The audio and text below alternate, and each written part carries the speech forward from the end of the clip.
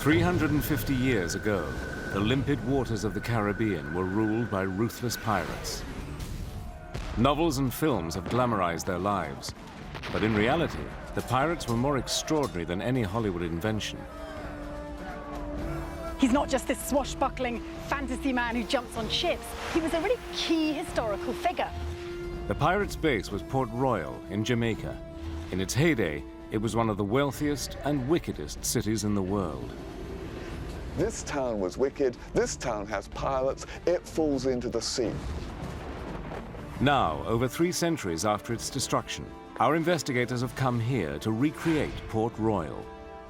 A whole city that's fallen in upon itself. And I'm actually astonished that they built so much on such a precarious-looking piece of ground. They'll meet local experts and explore the remains of long derelict buildings. Using new archaeology and antique documents, they'll uncover an amazing story to reveal the lost world of the real pirates of the Caribbean.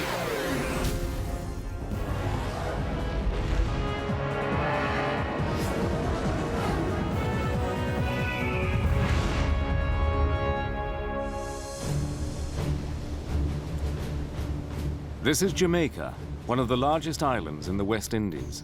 It lies in the middle of the Caribbean Sea, 100 miles south of Cuba. 350 years ago, its city, Port Royal, was the base of an army of pirates so ruthless and so fearless that they almost brought the Spanish Empire to its knees. And yet their glory days were short-lived. In 1692, Port Royal was destroyed by an earthquake. The entire city disappeared into the sea.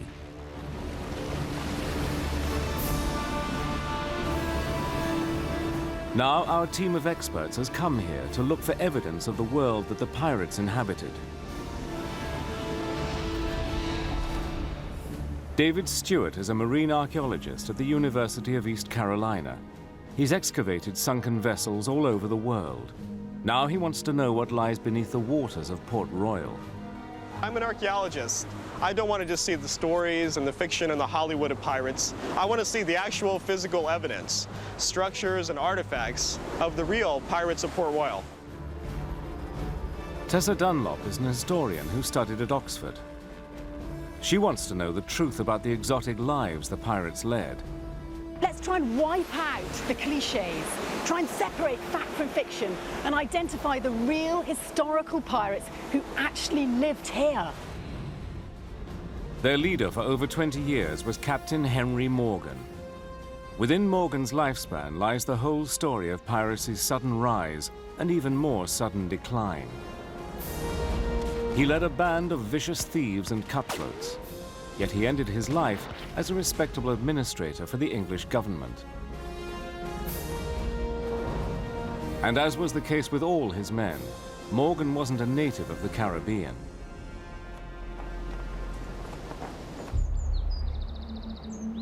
He was born in Britain in 1635, and it's here that Tessa starts her search. Llanrumney is a tiny village in South Wales. It's believed that Morgan's family came from here. Tessa visits an old building on the outskirts of the village, Llanrumney Hall.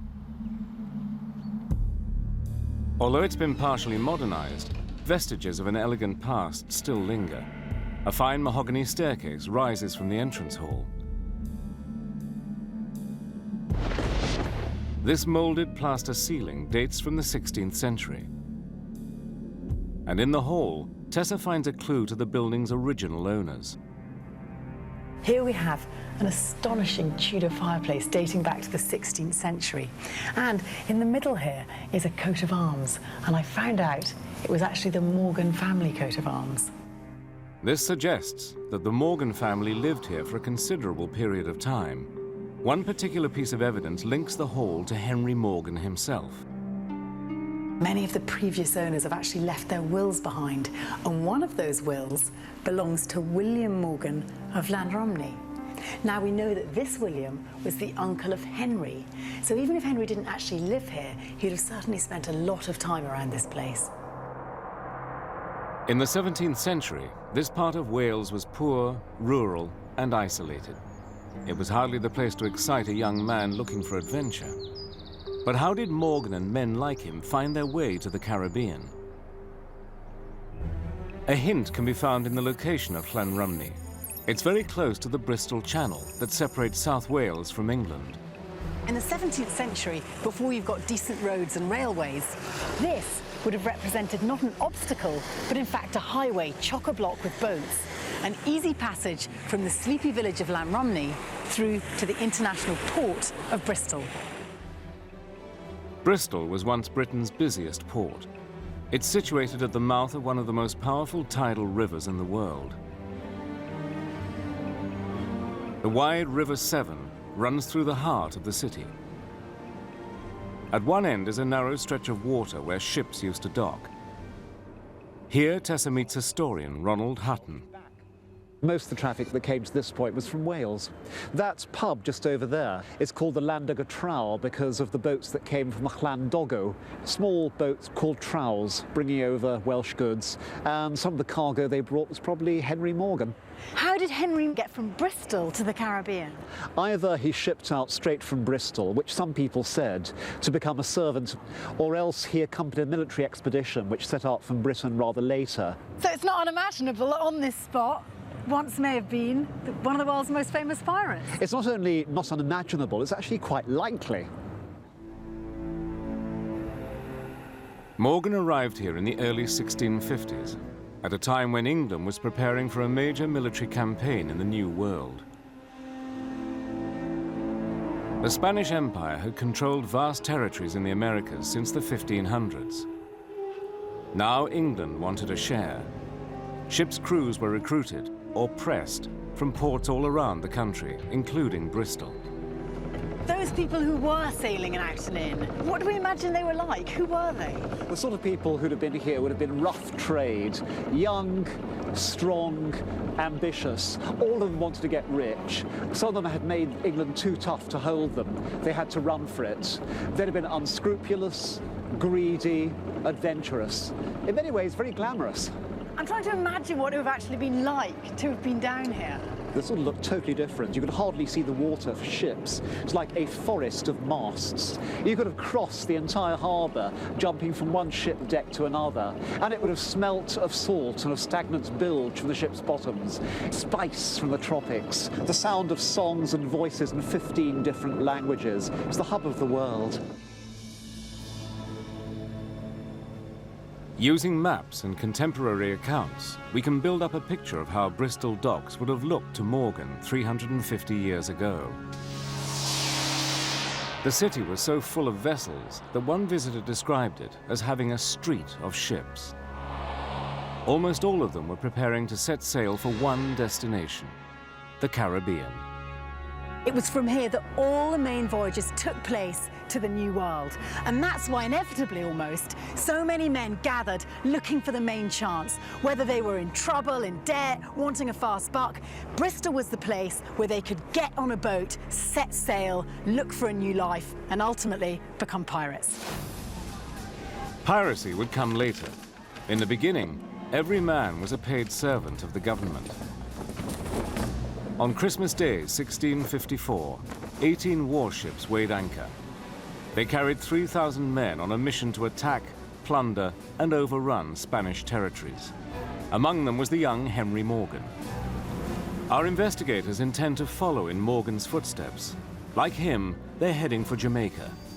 Here they will discover how the arrival of the English Navy totally transformed the island.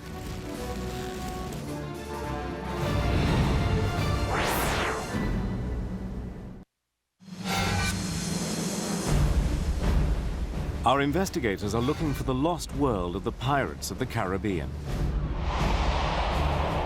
350 years ago, hundreds of men were sailing to the New World from Bristol. One of these men was a young adventurer called Henry Morgan. Morgan arrived in Jamaica in May 1655 as part of an English force tasked with seizing land from the Spanish overlords. They quickly overran the island's defenses. Instead of occupying the capital city, Spanish Town, they decided to build themselves an entirely new base. The place they chose was situated at the tip of a narrow peninsula to the south of what is now Kingston Harbour. They named it Port Royal. David Stewart, a marine archaeologist, has come to look for what remains of the world of Henry Morgan. Today, Port Royal is a small fishing village. No trace of its former glory survives.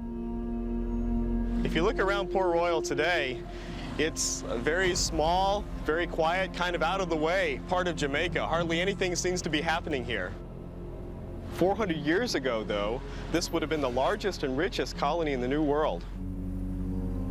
Only one complete structure of the original Port Royal stands today. It's called Fort Charles. Here, David meets archaeologist Roderick Ebanks. This is quite an impressive structure. Yeah, they built this because of the need to defend Jamaica. I noticed that you have gun ports all around this fort on all sides, not just the one facing towards what is now the sea. This fort was a major defensive unit that could cover 360 degrees. The construction of Fort Charles began as soon as the English arrived on the island. They put it around here. Many of its original features survive intact, including the thick limestone walls and dozens of cannon which have been shipped from England. But embedded in the wall is a sign that something here has changed dramatically. I've noticed a series of these iron rings along the front face of the fort. What were these for? These rings were used to tie ships up in making a secure anchorage. Ships would come in and offload. There are in fact about 4 of them along here. The rings are puzzling. Ships tied up to them, and yet they are nowhere near the water.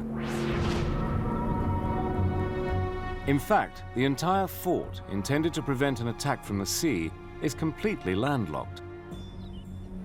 Clearly, the fort hasn't shifted its position, so the only answer can be that the land itself has changed shape. And there is a further piece of evidence, a building which has subsided into the soft ground. This is an amazing structure because you see it for yourself. You have to keep 1 foot higher than the other while walking around, otherwise you're going to fall off to the side where the house has fallen down. It's absolute graphic proof of the way in which Port Royal is built on a very unstable land surface. The ground is unstable because it's composed of loose sand and gravel washed down from rivers. Over time, these river silts have extended the land.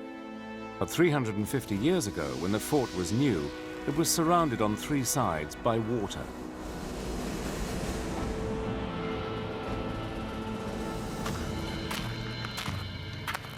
A few yards from Fort Charles, Roderick shows David the remains of a second fort.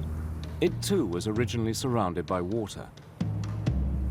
In total, the English force constructed 5 forts in Port Royal. And from their locations, David may be able to work out the original map of the coastline.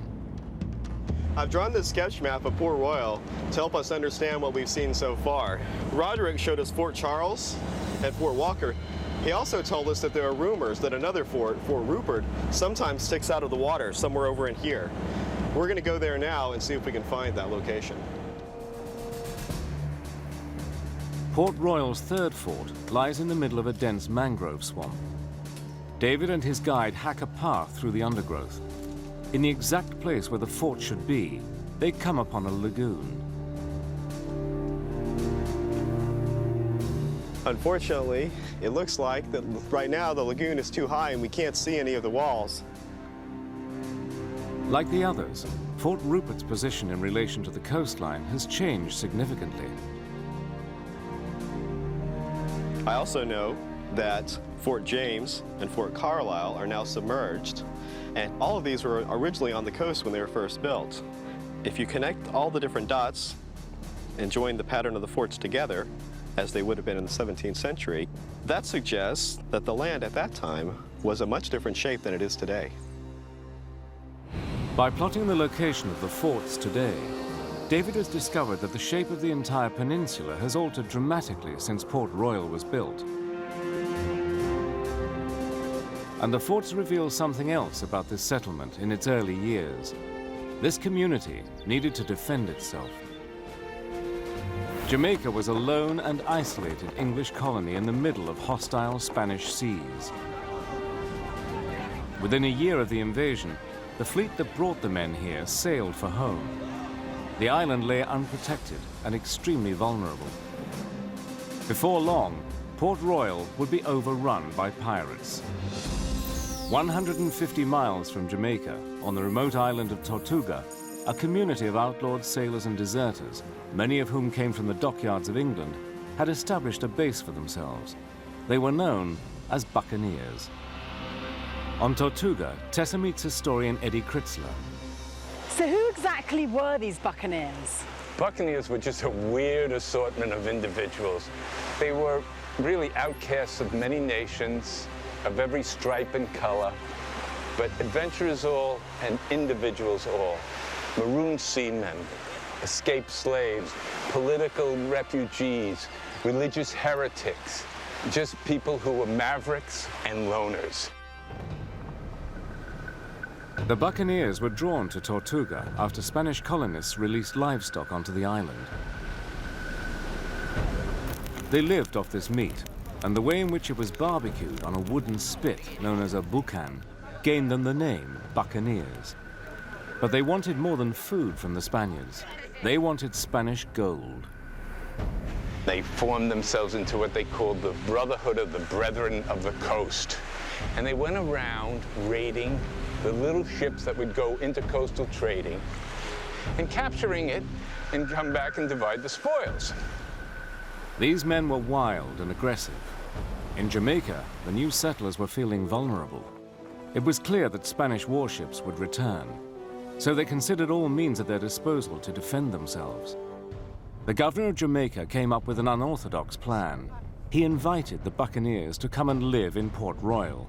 His thoughts were, if we give them a home base where they could careen their ships, where they can sell their plunder, where they could defend the colony by waging aggressive war on the Spanish ships, the Spanish are going to think twice about invading an island which had such a dread fighting force as the buccaneer. In 1657, 600 buccaneers disembarked. Outlaws, renegades, and thieves were welcomed as the saviors of the city. Henry Morgan, who had spent 2 frustrating years manning the defenses of Port Royal, saw his chance. He joined the buccaneers. Rising to become their leader, he would transform them from a lawless rabble into an organized maritime force. I am going to hit Portobello. All who are with me, we sail with the tide. To find out how Morgan achieved this, our investigators are going to examine what was at the heart of his success: the pirate ship. The largest collection of historical ships' plans in the world is in the National Maritime Museum in London. We know from written records that the most common type of ship employed by the pirates of Port Royal was known as the Jamaican sloop. Since no plans or wrecks survive in Jamaica, Tessa has come here to find out why they particularly favored this kind of vessel. Could you explain to me the word sloop? A sloop for this period is a ship that's about 65 to 80 foot long, for something that was fairly small, fairly light, and with 1 or 2 masts, and shallow in the water. This sloop here has 2 masts. Pirates were interested in small and fast ships, and this would be a very good example of one of them. At this time, the Spanish Empire was transporting huge quantities of South American gold, destined for Madrid, through Caribbean waters. They employed huge ocean-going galleons. The pirates needed craft that could match and exceed their speed. It's strange because I had this idea of a big, majestic pirate ship with huge, great sails, but in fact this is really very modest in comparison. Absolutely. Rather than having sails that go across the ship, which you find in films like Pirates of the Caribbean, the sails were actually orientated to go up and down the ship, and that meant that she was a fast sailor because she could sail closer to the wind. The small triangular sails gave the sloop great maneuverability. A pirate vessel could come close alongside a Spanish galleon and board her. Speed and agility were far more important than size or firepower. To experience the way the vessel handled, investigator David Stewart joins nautical archaeologist Peggy Leshiker-Denton on a replica sloop. These pirates, did the government supply them with ships, or what types of vessels did they use? They would have used anything they could get their hands on. They would have used vessels that had come from Europe, sailing vessels. They would have used island sloops that were used in commerce and fishing around the islands. You see the vessel we're on right now? This vessel is roughly 50 feet long, and the sloops were no bigger than this. They weren't great, huge sailing ships. And there were other reasons why pirates preferred these small vessels. It had a very low draft, so that it could get into very shallow places. Maybe it could enter the reefs, you know, into shallow sounds. It could go up estuaries. It could duck in behind the mangroves. It was able to maneuver. It was able to hide. The sloop was very maneuverable. Many of Henry Morgan's raids were not on Spanish ships, but on the ports that stored the gold. The sloop's low draft enabled the pirate captain to sail into shallow harbors where bigger, deeper-hulled ships would run aground. So once the pirates got hold of these ships, would they customize them in any way? Oh, certainly, certainly. They would, first of all, probably give it more firepower. They would want it to be used as a vessel that could go after prey. A pirate ship had to be fitted out specifically for combat. Extra gun ports were cut to install more cannon. The deck was stripped to accommodate a larger crew, and the area below deck was cleared to make room for the booty. A ship this size would have been about the right thing for pirates. It's about 50 feet long. It's got a fore and aft sail for speed and maneuverability. Only imagine this type of vessel packed with about 60 or 70 men.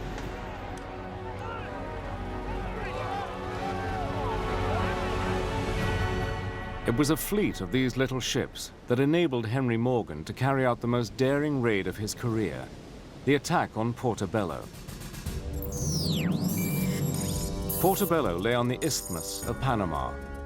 It was the most valuable city in the Caribbean, storing wealth from all over the Spanish Empire, a glittering prize that Morgan couldn't resist. He was a great strategist, and he said, you know, we can't go after ships. Let's go where the money is. So he organized, I think he had 1,200 pirates, French, Dutch, English. Knowing that the Spanish inhabitants of Portobello expected an attack from the sea, Morgan decided to surprise them. And so in July 1668, he sailed a fleet of sloops into a bay to the west of Portobello. Under cover of darkness, the men anchored their vessels and began their march overland. They don't have anything to eat on the way. They're hungry, they're thirsty, but they have that golden image in front of them. Just before dawn, Morgan's men attacked. Portobello itself was quickly overrun, allowing the captain to turn his attention to the forts that were refusing to surrender. In an act of cruel ingenuity, Morgan forced nuns and monks to climb the fort walls ahead of him, using them as human shields. Within hours, the city was conquered. He makes such a big haul that he loads up 175 mules. Can you imagine? 175 mules loaded with gold and silver and all the stuff that was in the churches, and 600 prisoners he's going to hold for ransom.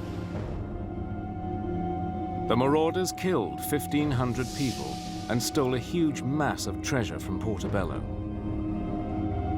But none of this plundering was illegal. Pirates were thieves and killers at sea, out for what they could get for themselves. But what I find fascinating, and I've learnt, is that quite often they were acting under the authority of the English government, who asked them to help protect the island of Jamaica. And they did that by raiding and looting. In authorizing Morgan's raids, the government officials in Jamaica not only kept the Spanish enemy at bay, but they also entitled themselves to a cut of the spoils. So in other words, this was legally sanctioned piracy. Certainly. Jamaica needed this as a defense force, and if they colored it by legitimizing it, so be it. But the pirates, they didn't care whether it was legally sanctioned or not. They were going to do their thing. But it was nice to know that they had a license. And if they didn't have a license from England, they'd get one from the French, they'd get one from the Dutch. And they probably had a whole bunch of these licenses in their pocket. And whoever they invaded, they'd throw up the flag of that nation, show the appropriate license, and go in and raid it. The licenses, known as letters of marque, turned the Caribbean into a playground for Morgan's men. By the end of the decade, their numbers had risen to 2,000. No Spanish ship or town was safe from them. And the money that was made didn't only benefit the pirates and the government officials, it also had a remarkable effect on the city of Port Royal itself.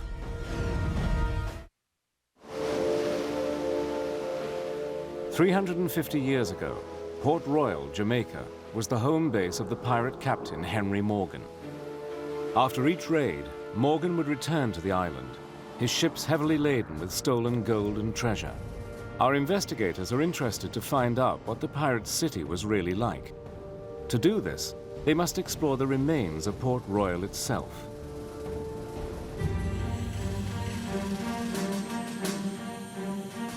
Previously, David discovered that the stretch of coast on which Port Royal was built has completely changed its shape. To understand how this happened, Tessa is going to get an aerial view of the island. Port Royal is situated on a 10-mile spit of sand, which slopes steeply into the sea, making it a treacherous place for ships to anchor. And the land is very unstable, composed of loose gravel and shifting sand. The city was built at the tip of the narrow peninsula.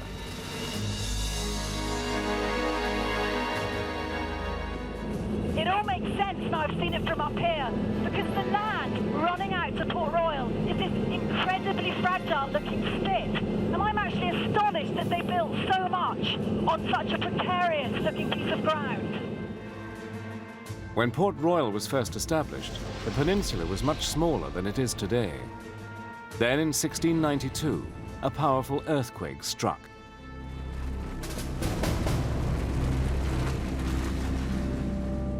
It caused a section of the coast to break away from the land and slide into the sea. The result was that 13 acres of the pirate city now lie under the waters of Kingston Harbour.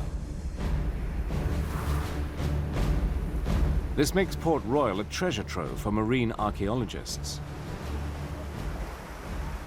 Archaeologists spend a lot of their time digging trash sites, people's refuge and rubbish that they've thrown away. But Port Royal is unique. It's a catastrophic site. It's a place where everything that was happening at that moment in time when the disaster struck is preserved. So we can see a slice of life as it was happening in June of 1692 when the earthquake struck.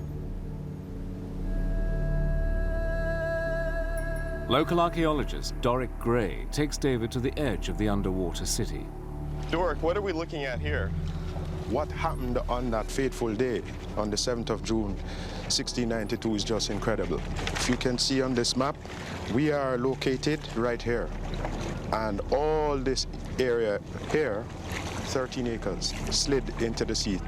And the sand actually liquefied, quicksand. And the buildings went down vertically. Actually, some of the walls fell in, some fell out, sealing the contents of what were within those buildings.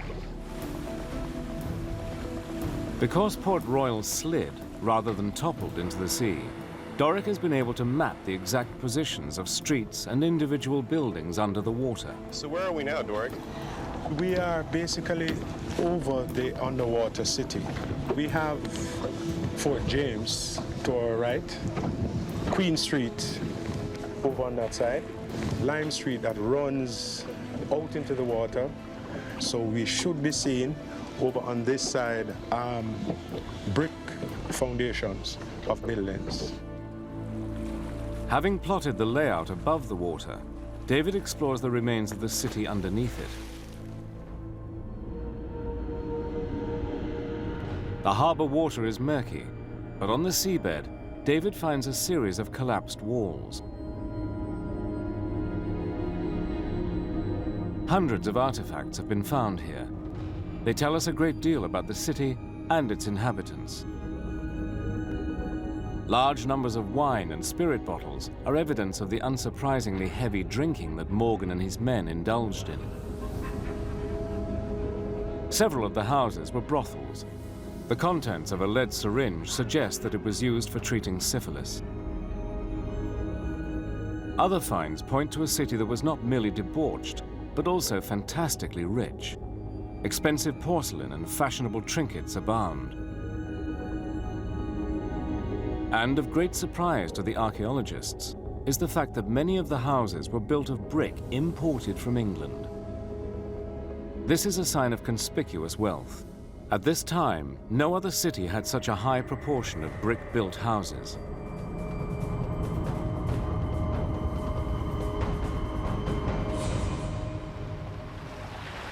It's really very exciting down there. Once you get past the grass, you can see a bunch of bricks. Looks like walls that have tumbled in on themselves, like Doric was telling us about. Some of the walls have crashed inwards, some have crashed outwards, but you can see a lot of jumbled brick. A whole city that's fallen in upon itself.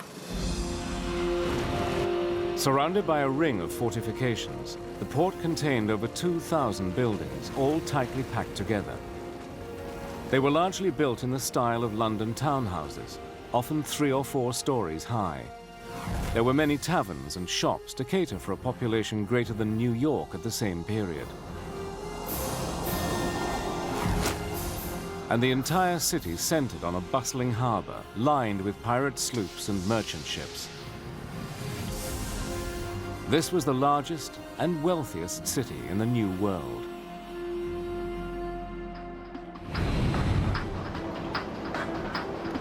But how did a place bristling with rough pirates become such a glamorous trading port?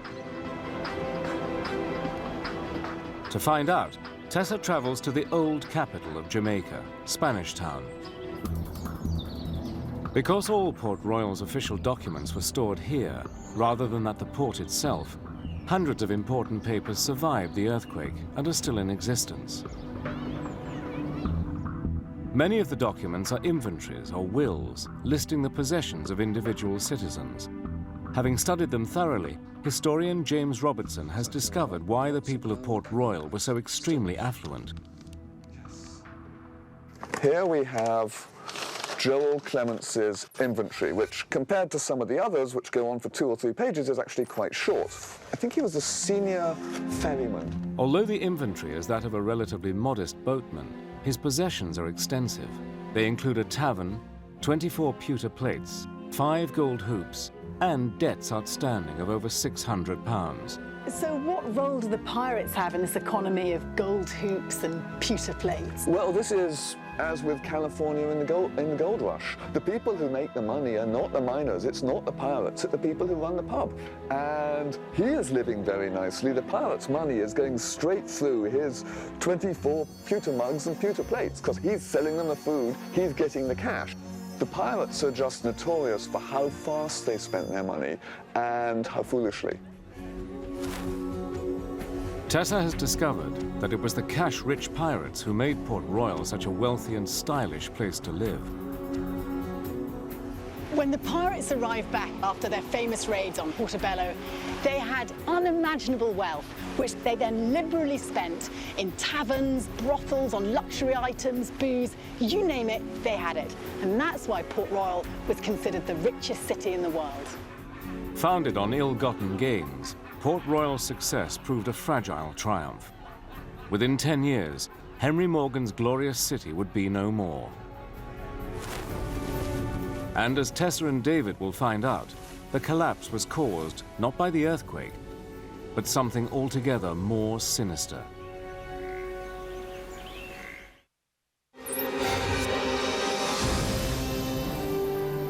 Historian Tessa Dunlop and marine archaeologist David Stewart are in Jamaica. Here they found the remains of a city which was home to a band of ruthless and lawless pirates. Under the leadership of Captain Henry Morgan, these cutthroats turned Port Royal into the richest and most debauched city in the world. But the glory days of Port Royal did not endure. In 1671, England and Spain made peace. The two empires divided up their territories in the Caribbean. The pirates had made their living from looted treasure, and they'd had the blessing of the English government. But now, they had become an embarrassment and were promptly outlawed.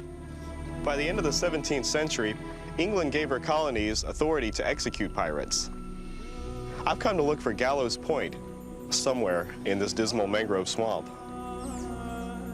In a place now overgrown with mangrove swamps, dozens of Port Royal's miscreants were hanged.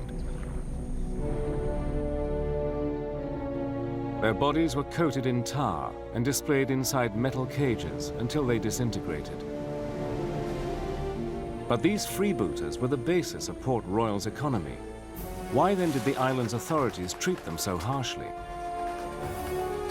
The answer lies with Henry Morgan himself, and the path he chose after piracy was outlawed.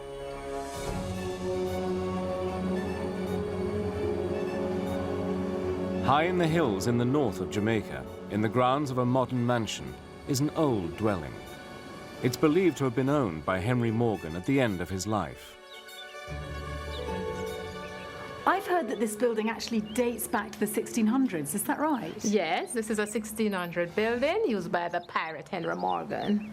Okay, so therefore this wall would have been an original wall? Yes, it's an original wall. It's made of brick and coral. These are from the sea, so it's really an old building from those days. And what about this loophole here? Do we suppose that's original? Yes, it's original. It's the gun slot for the pirate where you can shoot from inside.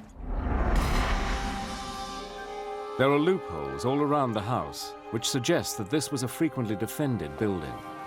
Inside, there is further evidence that Morgan was here.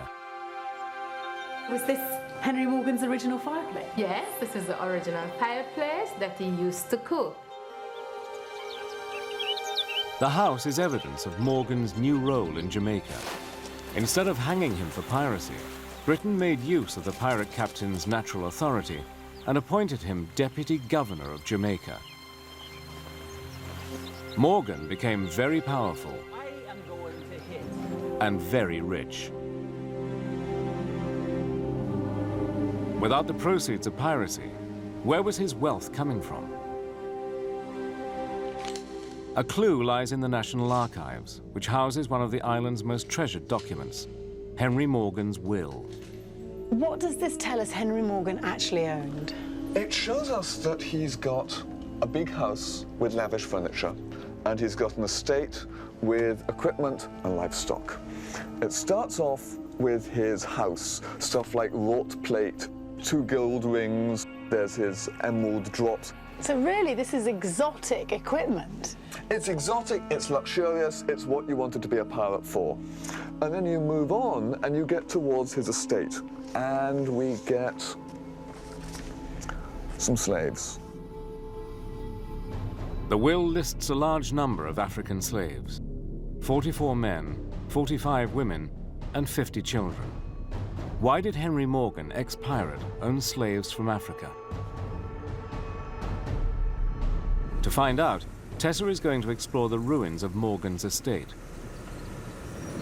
What I've discovered is that by the end of his life, Henry Morgan had acquired a massive great chunk of real estate. He had over 100 slaves, and he sported a flash title. And you know, I'm thinking he was less wide boy pirate at this time and more member of the establishment. Following up details in the will, Tessa travels to the district where Morgan had his main residence. In the middle of the countryside, she comes upon the borders of the estate. Today, the area is poor farmland, overgrown and run down.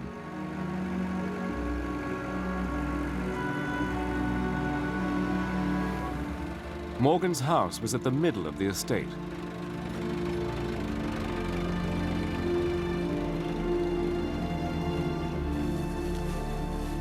Here, Tessa discovers the ruin of a grand residence.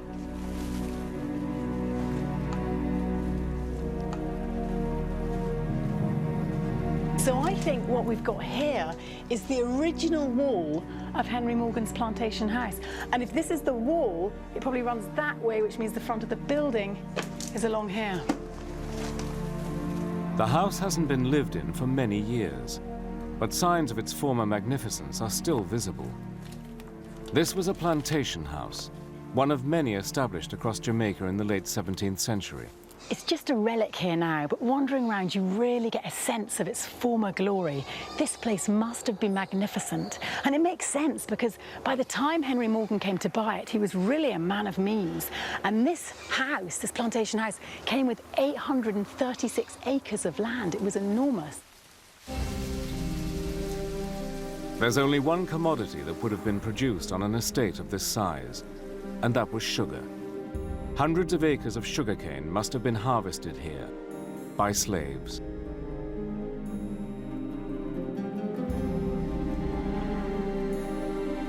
Today, the house is barely visible behind the undergrowth, but it was once a grand mansion.